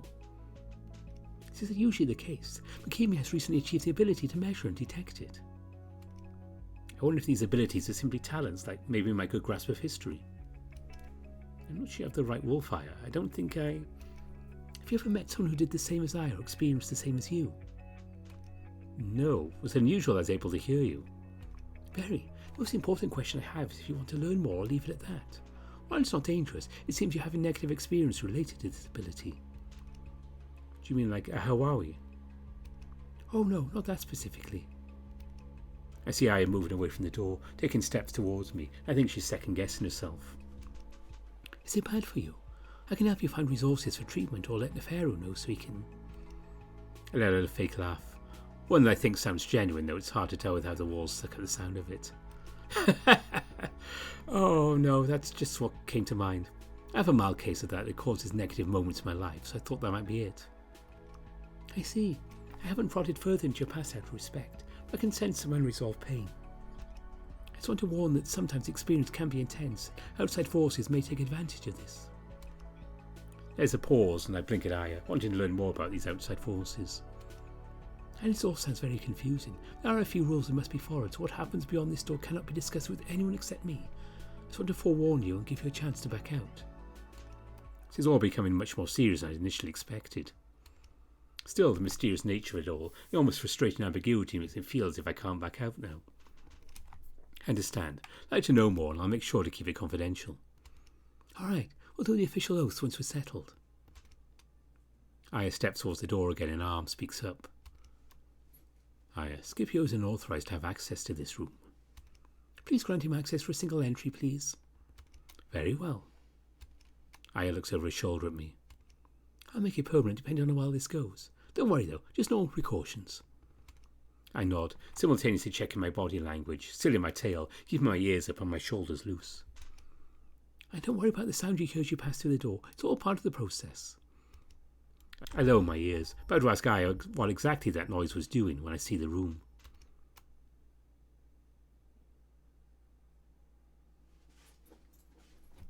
It's almost like I've entered a dream. The walls of this room seem to fade out into the distance. Lines and curves are hazy and undefined. There's sort of pressure in the air. So, what you're feeling right now is the veil thinner. If you remember, the stretch drive makes it easy to communicate in this way. That sound, that feeling you have, makes this process much easier. I see. I don't have anything to add because I never have anything to add to these things. It's fascinating, unnerving, and uncomfortable all at the same time. I'll start with the basics. We'll take an oath. It'll sound serious, but really keeps a sense of trust and openness in the realm we enter, while preparing the mind for calm, sacred work. By the royal blood of my family line and the ocean of the amalgamation, the words spoken in this room are sealed. Now go ahead and repeat something along those lines. I feel a bit of panic as I try to think of an appropriate and only sounding oath of my own. Are the sacred tasks of my imperial duties, until the silence that follows my last breath, all that is spoken within this room is sealed. I'm relieved that Aya seems pleased with this. All right, so here we go. I'm the current Sakhaet of Khemia, the 83rd in a long line post-Ahotep's unification. Sakhaet sounds familiar, and based on my limited knowledge of the Khemian language, something involving transmission or communication along with a hint of divinity or vast spaces. My main purpose, which began in my 15th year, is to communicate with the parents. I'm quiet at first in case she has more to say, and also to think about that. When she doesn't say more, I realize she's giving me an opportunity to ask questions. See, from my understanding, the parents are not just on a different plane of existence, but also difficult to communicate with, even directly. That's impossible as far as I know. That's true, or I don't communicate with them through words, but rather through feelings and guidance. You do this without tech or any other form of assistance? Yes. I see. What are the monitors? Can they not do the same thing? They can. They're far better at it. Their methods are fully controlled and authorised by the parents. This method allows for more direct and quick communication. And they talk to you willingly? So that's where it gets really interesting. While they don't talk to me or acknowledge me, I can feel their motives or emotions to an extent. There is still communication to some extent, but it's hard to describe. It can be difficult to piece together, but it's been a great asset to the Khemian civilization as a whole. Is that why you're so technologically advanced? I've never personally been able to glean insights into technology, though it's possible past Sakhaets have been able to, especially if they are tech savvy. Probably not then.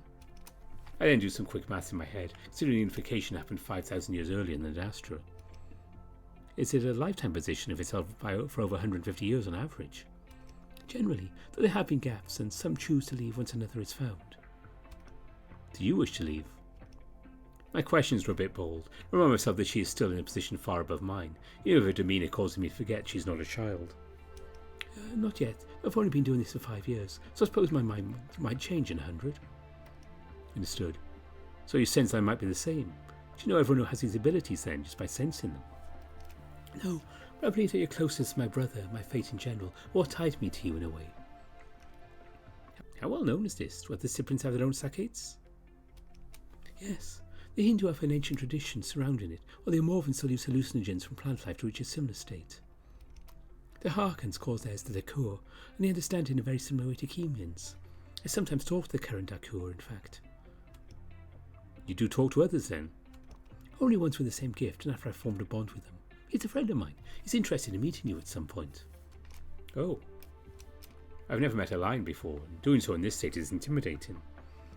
But don't worry, we'll do all that next time. Sounds good. So, to be clear, the Pharaoh doesn't know what you do, right? He seems surprised you're communicating with me at all. Was he upset? It'd be just like him. Couldn't you sense it? Remember, I can only read people with similar gifts who I know personally. You've been the exception. She explains it to me patiently. That's right, sorry. So much of this can I say to anyone, and specifically someone like Neferu? I don't bring up Amicus, of course, not only because I know the answer is no. This may be something I never tell anyone about. Neferu knows I communicate with the parents, but that is all. You'll sort of be able to tell what you can and can't share.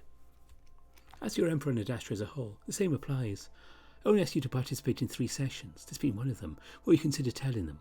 This is only so you have a broader understanding of significance and impact. Though we are about to take an oath, if you ever feel your safety or health are at risk, don't hesitate to ask for help or reveal information you feel might be crucial to help others. Be warned though, if you choose to be fully open to your envoy, you will be dropped from training. I hope she tells me how she'd know, but she doesn't. I shift from foot to foot, trying to make it look like I'm just loosening up. I don't think the wolves have ever had such a position, or recognition of such abilities. Older religions might have, but it was achieved the same way as the cats. Aya nods. Wolves aren't the only siblings who don't recognise the value of sapience with more flexible minds. I see. And I must admit, it would be much more tolerable if I had someone to talk to and discuss these topics with other than just a Dacio. With an alliance forming, this would be a good bond to share for all three of us. And that's why you're somewhat unique and why I have such interest in you. I sensed and found you before I met you. It feels intentional. Is there intention behind this? Like, do the parents somehow control it? Sorry, I'm just trying to make some sense of this. Well, I don't believe the parents control it. I don't think it has to do with how they exist. The mind is sort of able to move through different planes, similar to what the parents do. Is there a lot to learn? A little bit. That's the great part. I got the hang of it within a few sessions, which is the norm for what I've been told. It must be a natural talent she believes I have then, which I both hope to disprove and prove at the same time. I see. Okay, so how'd you do it? I'm almost eager now. And that's where people differ the most. You have to find your key. This will unlock the gate you'll open. I think you already know yours, Scipio. Meditation? Precisely. So you already have your key. You've unlocked the gate before, so you already have some experience. Interesting. I remember the comment she made in an affair about rumours of her being schizophrenic. Part of me wonders if this is all one big delusion. I doubt that it is, but my mind struggles trying to process this conversation and be laughed at by the others. What is your key, if you don't mind me asking? Mine is palm reading. Dacio's Zanmex sits through holding certain stones and crystals that he feels energy from. You do eventually learn to access the gate without the ritual you once used. The Zanmex still holds crystals during communication for his grounding technique. Still, we practice our keys from time to time to keep us spiritually awake and practiced. A sudden realization hits me, and I reflexively clench and open my paw. Is that what you were doing when we first met? Yeah, you caught me. I know it was strange, but I didn't plan to hang on that long. It was just a surprise when I felt your energy for the first time. I was having a hard time deciphering what he was telling me. I want to ask if that's a good or bad thing. Notice his eyes staring at my paws. I stand straight while clearing my throat. Did you want to read it again? I offer a paw. Actually, yeah. Thanks, Scipio. It'll put me in the right headspace, and then we can start on your key. Remember, though, I'm not telling you your future, but rather feeling again about the current path you're on, and people change paths multiple times in life. It's the key to the gate that matters most. Aya gently holds my paw, again feeling it more than looking at it. I'd use powder to see better the creases in your pads, but since I don't have my palmistry kit with me, I'm just going to go off mounts. Mounts? The feel and shape of your pads. Oh, got it. But she's already at work. I feel her press into my thumb pad. Then she becomes quiet, eyes closed. When she speaks, it's with less passion, an almost monotone voice.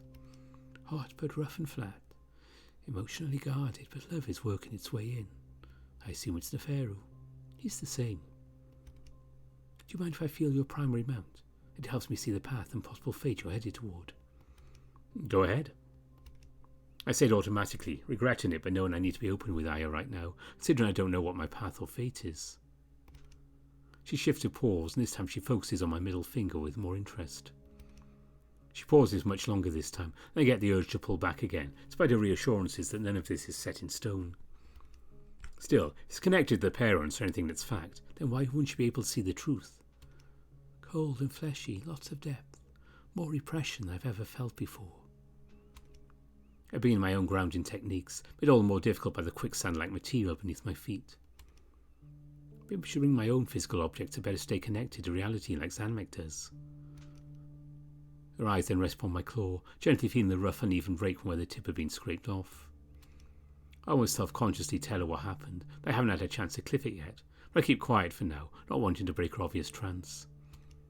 Aya fully opens her eyes, and the look she's given my paw isn't a good one. Then she suddenly whispers in low and rapid-fire Khemian. Keruhem Seneka Meseketa Rus Ha Ahotep. The Khemian words are left completely untranslated by my lingua, and I'm left staring at the jackal. It must have been a phrase or ritualistic saying if it wasn't intended to be translated. But slowly her eyes focus a bit and she smiles at me. What did you see? Aya seems to think hard about her words. I don't know yet, but I'm trying to uncover as much as I can in future sessions. Sorry if I worried you. It happens from time to time. Her expression, those whispered Khemian words, which I'm now convinced were a blessing based on the few Khemian words I know, make me think it usually doesn't happen. All right now, do what you always do when meditating, and try to reach further, if that makes sense.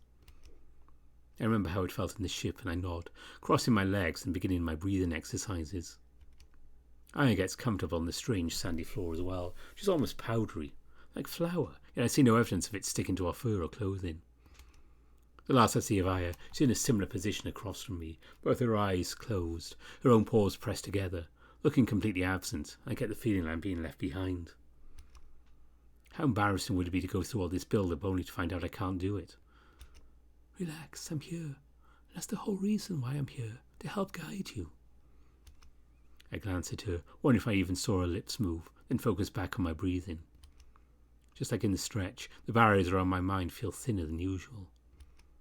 After studying and analysing my breathing, I focus on the barrier, feeling its shape, its purpose, its simple state of being.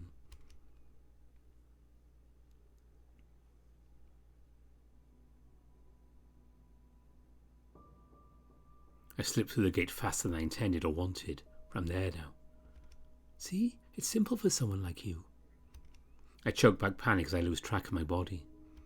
It's okay. Remember breathing? Sure enough, I feel my chest still move. I still inhale and exhale steadily. Sorry, that caught me off guard. Where are the parents? Where are you? So that's another level we'll discuss next time. As of now, you're free to move and feel about the universe. Don't worry about going too far. Your brain is still connected to your body. You can always snap out of it. This won't become a risk until we reach different planes in future sessions. Okay, but the whole universe is here? Can I explore it? Feel free. If you need help, just think of me and call for it. Understood. I'm moving. I sense Neferu sitting in his room, waiting up for me. He's hunched over, looking upset, and though I prod him, there's a solid barrier that's impenetrable. I'll need to talk to him after this, but for now I move on. Distantly I hear a rumbling voice, the deepness offset by the excited tone. Why, can I meet him? Next time, Zan. He's exploring. I'm already far from the place I started, and somehow I know where to go. I'm in Lux, and I find a small cottage on the outskirts immediately. My mother is sitting at the kitchen table, kneading dough, making the bread rolls I love so much. I can almost smell the oliban in the air. But her eyes are red, and the way she sniffs tells me she's been crying. It hurts my chest physically, and I want to reach out to her, but there's a barrier around her too. I'll ask Amicus if we can send a message to Adastra earlier than the schedule permits. It may not even be about you, Scipio. Maybe she carries out Huawei too. The voice of dead leaves returns. I mentally flinch back, thinking about calling out to Aya. You're safe, Scipio. Just hear us out before you make a decision. Why do you trust her? Why would she give such important untapped knowledge to the wolves? You expect she'll train you, then just let you leave back to Adastra? I do. The Khemians, along with everyone in the galaxy, hates Adastra, which means they hate you. Open your eyes. What? Literally, open them.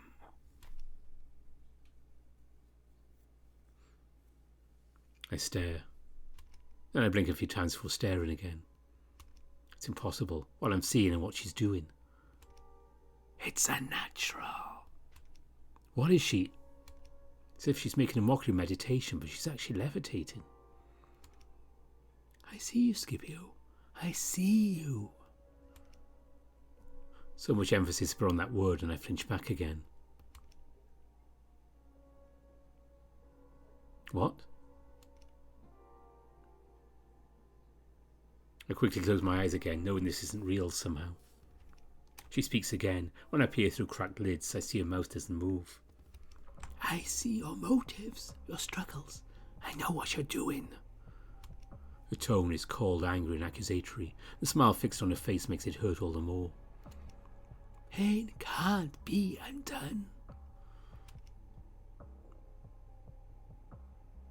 I close my eyes again, afraid. I'm in a dangerous spot, I know that.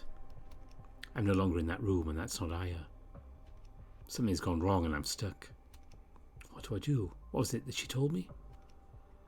Think of release. Think of all the pain leaving you, dissolving, reorganizing itself into something neutral, as all things should be. Look deeply and try to understand the meaning. Fear and pain are a natural part of death. But after... I cast around for something else, something that might tell me what this means. Ah! Blind in pain from the inside out like I've never known, I feel my insides, my lungs, my heart lurch and spasm violently against it.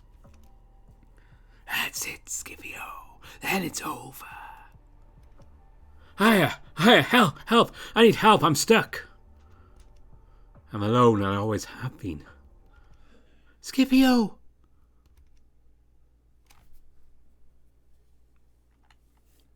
A loud voice right in my ear. I'm suddenly in the fetal position, face against the ground, whereas I'm covered in sweat and tears. I keep my face pointed toward the ground, waiting to catch my breath, vigorously wiping away the tears. The only thing worse than crying as a male is crying in front of a female. It doesn't matter that she's Khemian. The confusion combines with the humiliation. I even feel a little anger towards Aya. She must have known to some extent what's happening to me. What did she mean for this to happen? Then my hackles low as I realise she couldn't have. At least I don't think so. Finally I look up and see Aya knelt next to me, her own eyes filled with moisture. I'm fine. I say it quickly with a surprisingly sturdy voice.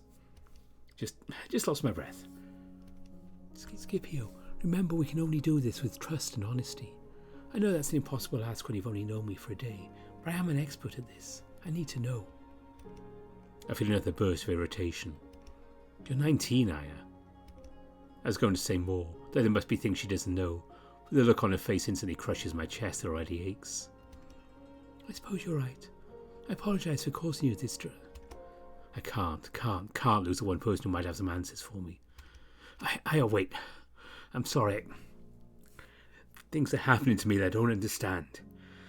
And every time I feel like I'm about to get an answer, something like this happens. Something that leaves me with even more questions. She lets me gasp in silence for a minute or so. The look on her face of dejection is burned into my brain. I'm sorry, I just need a bit of time to put together what happened. I know I need to tell someone about it. I'm scared I'll be seen as mentally weak. The experiences leave me painfully open, honest and vulnerable, in ways I never dared to be on Adastra. That's at least a feeling I think I know, Scipio. My mental faculty's been seen as a detriment and unfit for what I was born into. It's different, but you can always tell me whatever is on your mind, or if it's something went wrong without fear or judgment, either with Neferu or, if you'd like, me. Why do Khemians always want to be so emotionally close and open? It leaves me mentally torn, wanting to spill everything, but I need to remember Adastra, where I come from. Still, I need Aya to do any of this. I think only you can understand what this might be. Possibly. Again, I'm sorry. Distressing things can happen in these states. And while I know you're struggling with different influences, you can tell me and I can help you. I look at her with an expression I'm not sure I've made before. I've never felt the combination of emotions inside me right now. Defeat, misery, and maybe a little hope. I don't know. Whatever it is makes her eyes glisten again, so I quickly look away, beginning to pick myself up. I straighten out my robe, sighing out loud in relief as I find it firmly over my rear. While the men might not care, I'd worried it written up in front of Aya. Can we meet again? Maybe tomorrow? I have too many questions. Of course, Scipio. And if you need more time, that's okay too. Same time tomorrow? If you're sure, Scipio, I'll check in and see how you're doing. Thanks, Aya. I'm sorry I lost control of my emotions for a moment. My face is still red. I'm still coming to terms with the fact that this happened in front of Aya. No, Scipio, don't be. I have a lot to tell you as well, about my own fears that you might actually find useful. Maybe tomorrow, if you're ready, we can talk about these things. I don't really want to say it, but I am lonely and I need to talk to someone like me. The reversal of her needing me catches me off guard. While that nasty part of me that came to the surface wants to believe she's only playing to my male wolven pride, I swallow it back down. Sure. What about you and your lion friend? Zanmek? He's great, but when you can only interact in that space, it's not nearly as, well, intimate. Okay, and you don't want me to say anything about this to Neferu? About you, I mean. I don't know how to tell him what just happened, but it sounds like you're going through your own trials. Aya sucks air through her teeth. Best not to. He can get overbearing when he thinks I'm having a hard time. That's enough to worry about. All right. Speaking of Neferu, I better get to his quarters. I could sense him waiting for me. Ah, very good. You really don't need any teaching, just some guidance to avoid what happened. I'll be with you every step of the way next time. Thank you, Aya.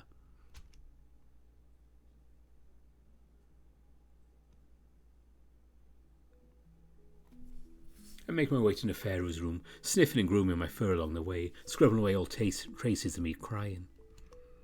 I'm feeling strangely detached again, but it's not nearly as bad as it was when in the den with Neferu. I ask Arn for directions. He gently guides me, for saying Neferu's already waiting and to go in when I'm ready. The automatic doors here, so quiet and without requiring a press, seem to know who's at the door and who's allowed access. It instantly slides open for me. I'm hit with a wave of cooler air, along with the strong herbal smells from the desert plants outside. His windows are wide open. He's leaning against the ledge of one of them, looking out into the night. He turns when he hears the door open. Oh, you're lucky I'm up. That was far long. He stops and he focuses on my face, and I realise that maybe I didn't clean up as well as I thought. What happened, Skip? I wave my paw in the air, brushing it aside. Just did some intense form of meditation. It took a look out of me. I'm okay, though. I suppose you're not going to tell me what happened, though. I tried to remember what Aya told me. I'd be able to share anything with Neferu in the future, especially considering that she had said I could do so with my fellow Adastrans after 2 more sessions. Not yet, I don't think. I made an oath. Oh, come on. Sorry. I was just hoping you wouldn't end up like Aya, where she can't even tell me about half her life. Now it seems it's going to happen to you. I think I'll be able to share some of it eventually. Soon. Really? Why hasn't Aya ever told me? I think. Wonder if I'm overstepping their sibling boundaries by telling him. He looks so upset and disappointed. I think she could, but she says she doesn't want it worrying you, because as you can see, it's intense. Oh, that's the thing. I see her emotional, physical exhaustion. She can't tell me a damn thing. I walk closer to Neferu, feeling his frustration, his pain. You know, it's interesting you're so concerned about the feelings of others, yet your own thoughts and feelings are usually fully guarded. A bit of a hypocrite, aren't I? I shrug. Just complicated. We all are. I hug him. How you recovered from what happened? Not really, as you can see from my own acting, but I promise to be as honest as I'm able in the coming days. As long as you're honest with me. Can we talk about that in the morning? I'm so tired and I... He sighs, seems to run out of words, and seeing his facade come down, I know he's telling the truth about being tired. So I lead him to the bed, and we lay down, falling asleep almost instantly.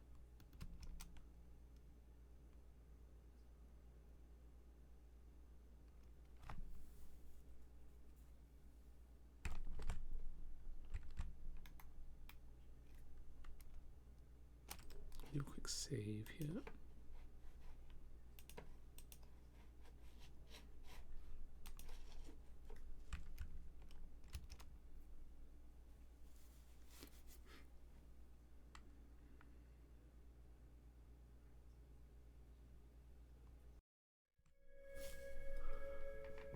Things are definitely getting interesting on Khemia. We've seen the planet now. So I'm just interested if I mention Pyramids of Mars. Any of you know what I'm referring to in this video? Because it did occur to me when I first read this, and yeah, kind of a little odd for me, but I know that series very well, so if you know what I'm on about, just leave me a comment. I'm curious whether anyone else struck that.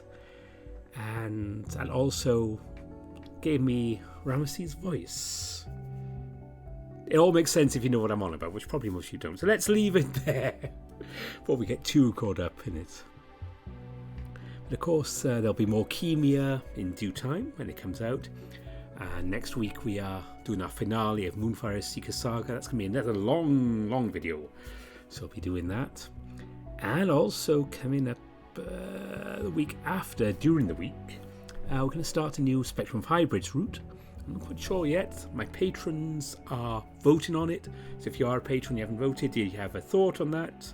It's between Zob and Gideon. Please drop in and vote so we can see where we're going with that. And speaking of my patrons, he says with a very slick link, thanks to everyone who donates on Patreon and Ko-fi, and my top patrons are Andy Peng, Aaron Fox, Bastian, Bieker, Brian Hall, Cobus Visser, Dissonance, Exact, Grizz, Always Mice Productions, Evan King, Kartek, Matt Kenya, Mario Cervantes, Omar, Rafu, Spiderling, Smuto, Tiger Cub, Ara Amaterasu, Volpus Need Coffee, Ali Bear, Greylock, Lark Huskerton, and Gracious Yevon.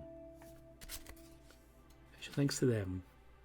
And while you're waiting for the next video, maybe go and check out the May Wolf 2025 jam. There's, I believe, 51 entries in there, ranging from a bit over 2,000 words, close to the 25,000 word max. I'm actually helping out with streaming some of those on the FEN server, so I can't read anything till I know what I'm not doing and when I have the time to read them. But I think there's going to be some worth checking out there, so I recommend checking out Maywolf 2025. Not just a particular one, all of them. Yeah, if you know, you know. But this has been Khemia. We'll return to Moonfire next weekend. For now, thanks for watching. Goodbye.